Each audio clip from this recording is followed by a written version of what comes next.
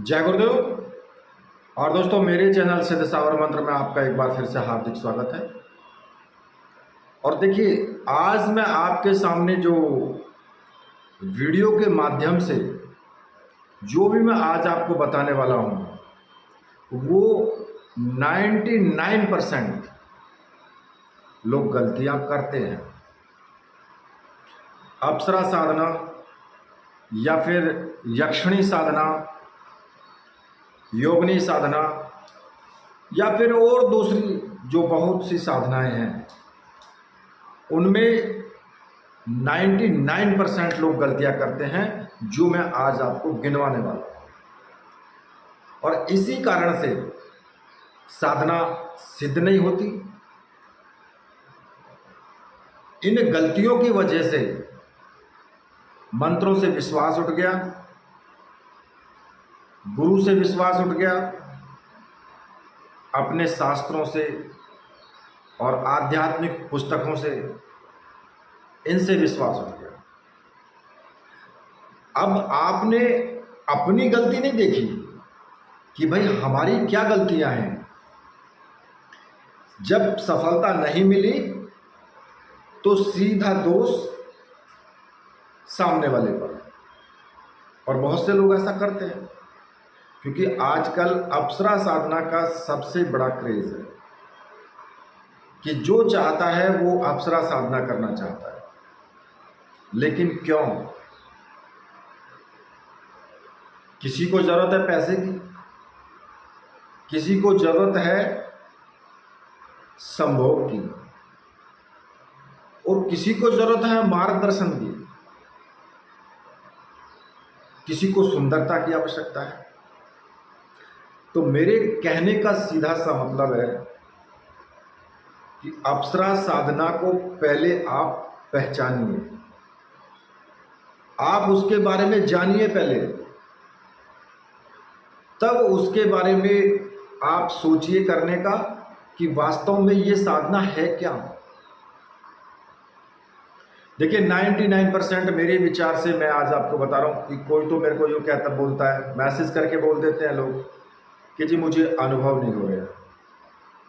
कुछ कहते हैं जी मुझे अनुभव तो हो रहे हैं लेकिन प्रत्यक्षीकरण नहीं हो रहा है।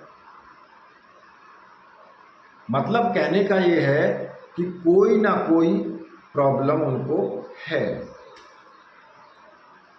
अब बात कहां पर आती है? देखिए, कोई भी साधना हो, उसको करने के लिए मैं आपको एक चीज यहां पर बता रहा हूं कि एक तो हमारे अंदर संकल्प, जो संकल्प की शक्ति है, वो शक्ति बहुत महत्वपूर्ण कार्य करती है। होता क्या है कि मान लिया कि आपको बताया गया कि भाई 21 दिन की साधना है, लेकिन 21 दिन की साधना आप पूर्ण रूप से नहीं कर पा रहे हो, आपको टाइम नहीं मिल रहा है उसमें, या फिर आप कर तो रहे हो लेकिन ये देखने के लिए कर रहे हो कि देखता हूं साधना में इसमें प्रत्यक्षीकरण होता है या नहीं होता है, साधना में अप्सरा आती है या नहीं आती है। एक मतलब कि आप प्रैक्टिकल करके देख रहे हो। और जब आप संकल्प में ऐसा प्रैक्टिकल आपके मन में विचार आता है तो अप्सरा तो सब कुछ जान रही है ना, उसको सब पता है कि आप क्या सोच रहे हैं, क्या आप कर रहे हैं, वो सारी जानकारी है उसको। भले ही वो आपके सामने अदृश्य है, दिखाई नहीं दे रही है, लेकिन आपकी सारी मानसिकता उसके पास है। और इसीलिए साधनाओं में सफलता प्राप्त नहीं होती है। भाई, संकल्प आप लो, भले ही आप 21 दिन का मत लो, आपके पास टाइम नहीं है तो आप कम कर लो, 7 दिन का कर लो, लेकिन पूर्ण रूप से विश्वास होना चाहिए। ठीक है ना? जब विश्वास की कमी आ जाती है ना, तब ये सब चीजें आपके सामने अनुभव आना ना आना, ये सब चीज़ें फिर बेकार की है। दूसरा यहीं पर आता है एक और, कि भाई आपने संकल्प ले लिया, संकल्प पूरा नहीं करा जा रहा है, बैठ नहीं पा रहे हो आप, पैरों में दर्द, कमर में दर्द, और कोई कोई तो ये बोलता है कि जी गुरुजी मैं कुर्सी पर बैठ कर के साधना कर लूं, नीचे नहीं बैठा जाता। तो भाई साहब, कुर्सी पर बैठ कर के साधना आज तक किसी ने की है? हाँ, मानसिक जाप आप कुर्सी पर बैठ कर के कर सकते हो, कि भाई आप मानसिक जाप करना चाहते हो, चलते फिरते उठते बैठते आप कर सकते हो उस चीज़ को, लेकिन मंत्र जाप नहीं हो पाएगा। सेकंड नंबर पे आता है, यही तो हमारी संकल्प की और जो मतलब मन की जो शक्ति है ना, उसकी कमी होती है सबसे बड़ी यहाँ पर। इसके बाद आता है गुरु तत्व। आपके अंदर गुरु इसमें होना बहुत जरूरी है, चाहे गुरु कोई भी हो, इस बात से मतलब नहीं है। आपके गुरु डॉक्टर नारायण दत्त श्रीमाली जी भी हो सकते हैं, आप भगवान शिव को गुरु मान करके भी साधना कर सकते हैं, आप गुरु गोरखनाथ को भी मान करके साधना कर सकते हैं, या फिर कोई और आपका गुरु हो, क्योंकि गुरु ही वो शक्ति है, वो तत्व है जो उस ऊर्जा को नियंत्रित करता है। अगर गुरु तत्व आपके पास नहीं है तो उस ऊर्जा को नियंत्रित करना मुश्किल हो जाता है। आपके शरीर में भारीपन, चिड़चिड़ापन आने लगेगा। भले ही आप भगवान शिव को गुरु मान करके साधना करो, इससे मतलब नहीं है, लेकिन गुरु होना जरूरी है, क्योंकि गुरु की जो शक्ति है, गुरु जो आपको आशीर्वाद देता है, गुरु जो देखता है, वो आपकी जो ऊर्जा होती है उसको नियंत्रित करता है पूरी तरीके से। जो अर्थिंग पॉइंट होता है वो गुरु होता है। तो इसलिए गुरु का साधना में होना बहुत जरूरी है। फिर आपको मार्गदर्शन भी चाहिए।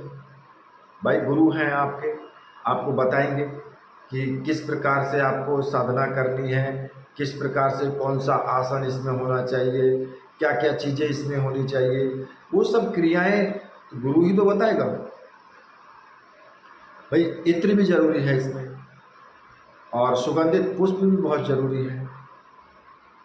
और हमेशा जब अप्सरा साधना की जाती है तो प्रसन्नचित्त होकर के साधना ये करनी चाहिए।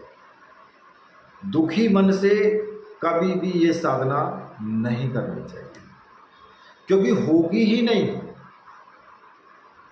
आप सोचेंगे कि मुझे खुशी मिल जाएगी और आप पहले से ही दुखी हैं, तो साधना पूर्ण नहीं होगी। ऐसे आप बिल्कुल एकदम प्रसन्नचित्त होकर के साधना करो, और डर नहीं होना चाहिए, क्योंकि अगर मान लिया आपको अनुभव आया, अनुभव आने पर आप उसमें जो है डर गए, तो डरने पे क्या होगा, जो आपकी ऊर्जा, ऐसे जो एक तार बना हुआ है ऊर्जा का, वो तार बीच से टूट जाता है जैसे ही आप डरोगे। और डर कब खत्म होगा, जब गुरु तत्व होगा आपके अंदर। उसी प्रकार से सुरक्षा घेरे का भी इस्तेमाल होता है। देखिए, अप्सरा साधना करते टाइम पर आपको चाहिए, क्योंकि जब आप साधनाएं करते हैं तो उन साधनाओं में आपके अंदर जो आकर्षण पैदा होता है उससे कुछ वो आत्माएं होती हैं, भूत प्रेत पिशाचनी, ये आकर्षित हो जाते हैं और वो आकर्षित होकर के आपकी साधना को भंग करने का प्रयास करते हैं। अगर आपका सुरक्षा घेरा लगा हुआ है तो आप विचलित नहीं होंगे, आपको वो परेशान नहीं कर सकते हैं, क्योंकि आपको विश्वास है कि मेरे चारों तरफ सुरक्षा घेरा लगा हुआ है, इसके अंदर कोई प्रवेश नहीं कर सकता और गुरु तत्व में गुरु की शक्ति मेरे पास है, गुरु का आशीर्वाद मेरे पास है, तो मुझे कोई दिक्कत भी नहीं है। तो इसलिए यहाँ पर ये भी बहुत जरूरी होता है। अब उसमें सुरक्षा घेरे में आप कोई भी इस्तेमाल कर सकते हो। मैंने बहुत सारे मंत्र YouTube चैनल पर दिए हुए हैं। सुरक्षा घेरा आप जो है सिद्ध कर लीजिए और उस सुरक्षा घेरे को इस्तेमाल करिए। या मैंने नॉर्मली जो सुरक्षा घेरा होता है उसका मंत्र मैंने आपको बताया हुआ है, बहुत सारी वीडियोज़ में बताया है, यहाँ भी बता देता हूँ। चावल अपने इस हाथ पर रखें और ऐसे चावल उठा करके और ऐसे चारों तरफ, पीछे भी आगे भी, मतलब चारों तरफ ऐसे फेंकते हुए आपको मंत्र जपना है। ओम असर्पंतु ये भूताय भूमि संस्या अब प्रमाणांतु भूतानि पिशाच सर्वतो दिशम सर्वेशम विरोधन पूजा कर्म समारंभे। इस मंत्र को बोल करके आप ये चावल फेंक दीजिए, तो आप जहां तक ये चावल चले जाएंगे वहां तक कोई भी नेगेटिव एनर्जी आपकी साधना में प्रवेश नहीं कर पाएगी, क्योंकि ये एक सिद्ध मंत्र है।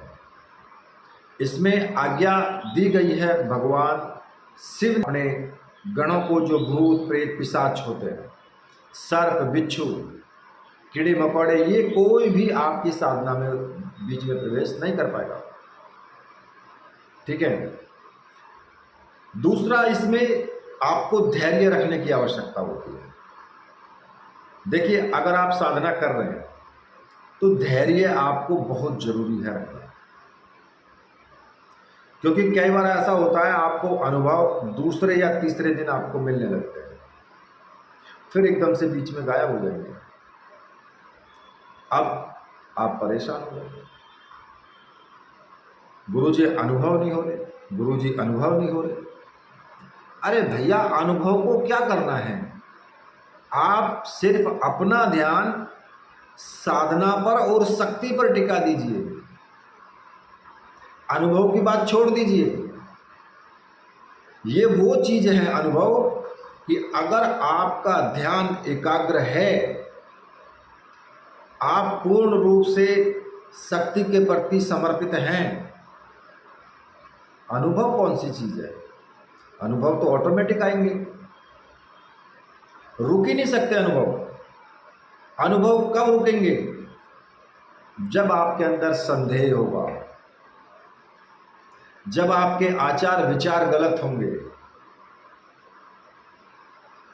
क्योंकि शक्ति को तो पता है ना, वो तो जानती है, उसके पास सब कुछ आपका डाटा पहुंच रहा है।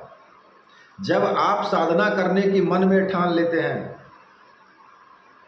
सारा डाटा आपका पहुंच जाता है कि आपकी प्रवृत्ति क्या है, आप किस प्रकार के इंसान हैं, आपकी मानसिकता क्या है, सब कुछ उसके पास मौजूद होता है। आपके आसपास वो मंडराती रहती है, भले ही आपको दिखाई ना दे। ठीक है। और खान पान, आचार विचार, ये भी इस साधना में बहुत महत्वपूर्ण रखता है। क्या कर रहे हैं? सात्विक साधना है, तो आपको विचार भी सात्विक रखने हैं, आपका भोजन भी सात्विक होना चाहिए। अब ये नहीं है कि आप एक तरफ तो साधना कर रहे हो, दूसरी तरफ आप दारू डकार रहे हो, शराब पी रहे हो, मीट भी खा रहे हो, अंडे भी खा रहे हो, मतलब जीभ। और फिर साधना में सफलता की बात करेंगे, तो नहीं हो पाएगा ऐसा। देखिए, तामसी भोजनों को त्याग देना चाहिए, क्योंकि अगर हम तामसी भोजन करते हैं ना, तो वैसी ही हमारी प्रवृत्ति हो जाती है। ओके, कि जैसा खाओगे अन्न वैसा होगा आपका मन। अन्न जो है जिस प्रवृत्ति का होगा उसी प्रकार का आपका मन होगा। भोजन जिस प्रवृत्ति का होगा उसी प्रकार का आपका मन होगा। आप महसूस करके देख लेना, ज़्यादा बड़ी बात नहीं कह रहा हूं। अगर कोई भी स्त्री घर में रसोई में जो भोजन बनाती है, वो भोजन आपसे लड़ाई करते हुए बनाए या किसी दूसरे व्यक्ति से लड़ाई करते हुए बनाए या मन में दुखी होकर के भोजन बनाए, मैं गारंटी देता हूं आपका मन बिल्कुल भी सही नहीं रह सकता है। उस भोजन को खाने के बाद आपके अंदर वैसी ही प्रवृत्तियां जगेंगी जैसी उस वक्त पर उस स्त्री के मन में है। ये सच है। तो इसलिए ऐसा ही भोजन हमें सात्विक करना चाहिए साधनाओं के अंदर, जिससे कि हमारा मन भी सात्विक रहे। ठीक है। अब आता है विचार। हमारे विचार अच्छे हों। आप साधना कर रहे हो, ठीक है। साधना में आपने मन में जो विचार उठे, अरे भाई फलाना व्यक्ति है, अरे इसने मेरे को ऐसा ऐसा बोला था पहले, कोई बात नहीं, ठीक है, गुरु जी से साधना लेता हूँ और भैरव साधना लेता हूँ या फिर अप्सरा साधना लेता हूँ, और साधना एक बार सिद्ध हो जाए फिर इसको मैं बताता हूँ। अब विचार आ गया ना, ईर्ष्या द्वेष, मन कहाँ पवित्र रहा। मन में तो विचार गंदे पैदा हो गए ना।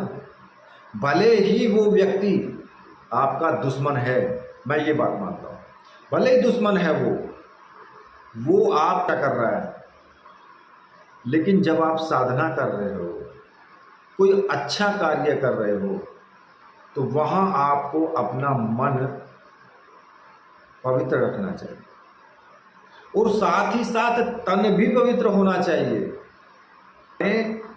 तो स्नान करके ही बैठें, इत्र जरूर चढ़ाएं, सुगंधित पुष्प जरूर चढ़ाएं और अपने ऊपर भी थोड़ा इत्र का फोहा वगैरह या हल्का स्प्रे कर लें, जिससे कि आपके अंदर भी सुगंध उठे। अब स्प्रे या फिर इत्र लगाने से क्या होता है कि तो हो जाती है, वातावरण शुद्ध हो जाता है। और अप्सरा साधना कोई ऐसी छोटी मोटी साधना नहीं है, ये भी एक उच्च स्तरीय साधना है। तो इन सब चीजों को समझना पड़ेगा। साधना करते वक्त बिल्कुल कोई ऐसी चीज आपको नहीं खानी है कि जो तामसी चीजें हों। लहसुन, प्याज, कुछ लोग क्या करते हैं, इन्हें भी खाते हैं। अरे भाई चलो ठीक है, मैं मानता हूँ लहसुन प्याज सब्जी में आता है, हम साधना के टाइम तो मत खाओ, साधना के टाइम तो रुक जाओ। तो ऐसी चीजों को नहीं हाथ लगाना है। दूसरा एक और आता है बीड़ी सिगरेट। अब भाई गुटखा खैनी लगा लेंगे और धुएं उड़ाएंगे। मैं मानता हूं पीते हैं लोग। साधना से 2 घंटे पहले आपको ये सब चीजें नहीं खानी थी। जिससे कि आपके मुख के अंदर बदबू ना हो। अब मुख में बदबू हो जाती है, ठीक है, मैं आपको छोटा सा एग्जांपल देता हूँ कि मुख में बदबू हो गई, आपकी पत्नी है, आप अपनी पत्नी के पास जाकर के बैठो फिर,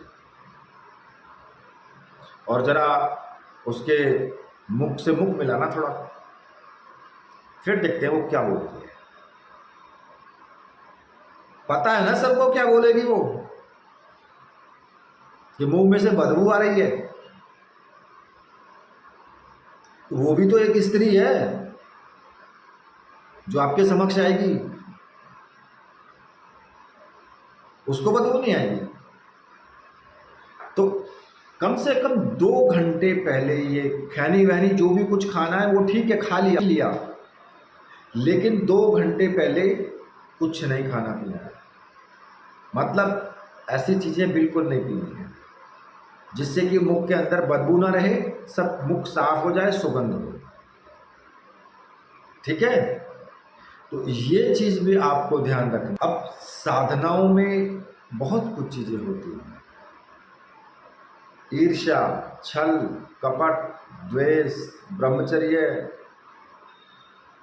कहने का मतलब कि आपको एक सन्यासी बनना पड़ता है, एक और साधनाएं तभी सक्सेसफुल भी होती हैं जब आप योगी बनते हो, सन्यासी बनते हो। भले ही आप गृहस्थी में हो, उससे मतलब नहीं है, आप गृहस्थी में हो ठीक है, लेकिन साधना के वक्त योगी बन। आप समझो कि आप अकेले हो, मुझे उस दुनिया से कोई लेना देना नहीं है, ना कोई मेरा मित्र है ना कोई मेरा शत्रु है, सब उस परमेश्वर की संतान है बस। और फिर साधना में उतर जाओ, साधना भी सिद्ध होती है, अनुभव भी आएंगे। अरे ज्यादा भी कुछ नहीं होगा तो प्रत्यक्ष सिद्धि नहीं मिलेगी तो अप्रत्यक्ष तो मिल जाएगी ना। फिर ये सब चीजें बहुत महत्व रखती हैं। मैं ये नहीं कह रहा हूं कि भाई आप गृहस्थी हो तो सन्यासी बन जाओ छोड़ करके, मैं ये नहीं बोल रहा हूं। मान लिया आपने 11 दिन की साधना का संकल्प लिया, 21 दिन की साधना का संकल्प लिया, तो 21 दिन तक तो बन जाओ, उसके बाद फिर अपनी गृहस्थी में चले जाओ, कौन मना करता है। अगर साधना करनी है तो, वरना तो कोई आवश्यकता ही नहीं है, मत करो, ठीक है। तो देखिए ये कुछ बेसिक चीजें थी जो मैंने आज आपको समझाई हैं, और मैं समझता हूं कि इन सब पर आप आगे चलेंगे, इन सब चीजों को अपने जीवन में उतारेंगे और साधनाओं में आगे बढ़ने की कोशिश करेंगे। इसी के साथ मैं अब वीडियो को यहीं पर समाप्त करता हूं।